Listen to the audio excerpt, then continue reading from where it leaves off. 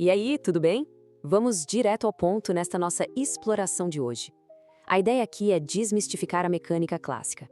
Para isso, a gente vai tirar a física daquelas lousas cheias de equações complexas e trazer para o nosso dia a dia. Afinal, a física está literalmente em toda parte. E as mesmas regras que governam o universo ditam as pequenas coisas ao nosso redor. Pensa um pouco nesta cena super clássica de infância, um balanço de parquinho. A gente empurra, ele vai lá no alto, mas vem cá, por que ele não continua balançando para sempre? O que exatamente faz com que ele vá perdendo o ritmo e eventualmente pare de vez? Essa perguntinha muito simples esconde forças invisíveis fascinantes, e é exatamente isso que a gente vai desvendar agora. Para organizar bem as ideias, o nosso roteiro tem 4 passos. Primeiro, vamos entender o que é energia de fato. Depois, a gente entra na dança das oscilações, passa para o amortecimento no mundo real e, por fim, vamos ver o que acontece quando forçamos o ritmo com a ressonância. Bora lá? Certo. Começando pelo primeiro passo. O que é energia, afinal? A gente ouve a palavra energia o tempo todo, né? Mas na física, ela é basicamente a capacidade de realizar um trabalho. É o que faz as coisas acontecerem. E o mais interessante é que ela se divide em 2 grandes grupos bem práticos. De um lado, a gente tem a energia potencial, que é aquela energia guardadinha, só esperando a hora certa. Imagina o vapor de água contido nas nuvens, prestes a chover, ou então uma mola bem encolhida. Do outro lado, entra a energia cinética, que é a energia em ação pura, o trabalho acontecendo de fato. É o exato momento em que aquelas nuvens desabam em chuva ou quando uma massa ganha velocidade. A grande beleza da física está bem aí, nessa troca constante entre o que está armazenado e o que está em ação. E é essa transformação constante que nos leva ao segundo passo, a dança das oscilações. Quando a energia potencial e a cinética ficam trocando de lugar de forma rítmica, num eterno vai e vem, a gente tem um sistema oscilatório. Pensa em um oscilador harmônico simples, basicamente um bloquinho preso numa mola em cima de uma mesa escorregadia, sem atrito.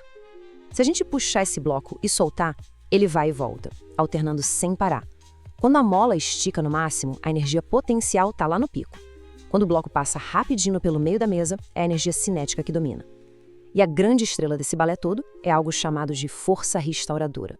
A regra de ouro aqui é a seguinte: a força restauradora é aquela que sempre empurra o sistema de volta para o ponto de equilíbrio original. Sempre que a massa tenta ir para a direita, essa força puxa para a esquerda, e vice-versa. É o mesmíssimo princípio daquele balanço de parquinho que comentamos no início. Lá, a gravidade atua como essa força restauradora, puxando o balanço o tempo todo de volta para o ponto mais baixo. Bom, isso puxa o nosso terceiro passo, o mundo real e o famoso amortecimento. Olha só, até agora a gente estava imaginando um mundo perfeitinho, totalmente teórico, onde as coisas balançam para sempre. Mas no mundo real, a energia sempre encontra obstáculos. A realidade tem resistência do ar, tem atrito, tem viscosidade. O amortecimento é exatamente isso. É quando a energia mecânica não se mantém constante, ela vai diminuindo aos pouquinhos, porque se perde para o ambiente. É por isso que o nosso balanço de parquinho perde a força. Ele vai batendo de frente com o ar, as correntes sofrem atrito lá em cima, e a cada ida e vinda ele perde energia, até parar completamente. E tem um detalhe, o amortecimento não age todo de mesmo jeito. O nosso balanço, por exemplo, tem um amortecimento chamado subcrítico. Ele ainda vai e volta, só que diminuindo devagarinho. Temos também o supercrítico, que retorna ao repouso de forma super lenta, sem nem chegar a balançar para o outro lado. Mas o grande queridinho da nossa engenharia do dia a dia é o amortecimento crítico. Ele é desenhado sob medida para voltar à estabilidade no menor tempo possível, sem ficar oscilando. Pense nas molas daquelas portas automáticas pesadas que fecham rápido, mas não ficam batendo várias vezes. Ou nas balanças de farmácia, que precisam estabilizar o peso na mesma hora para você conseguir ler o visor. Pura física aplicada. Chegamos então ao nosso quarto e último passo, forçando o ritmo com a ressonância.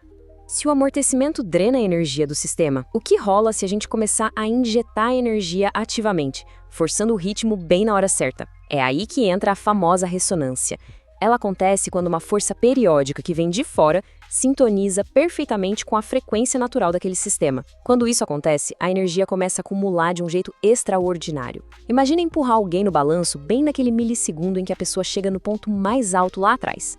Esse empurrão, no momento milimetricamente exato, faz o balanço ir cada vez mais alto, juntando uma quantidade absurda de energia.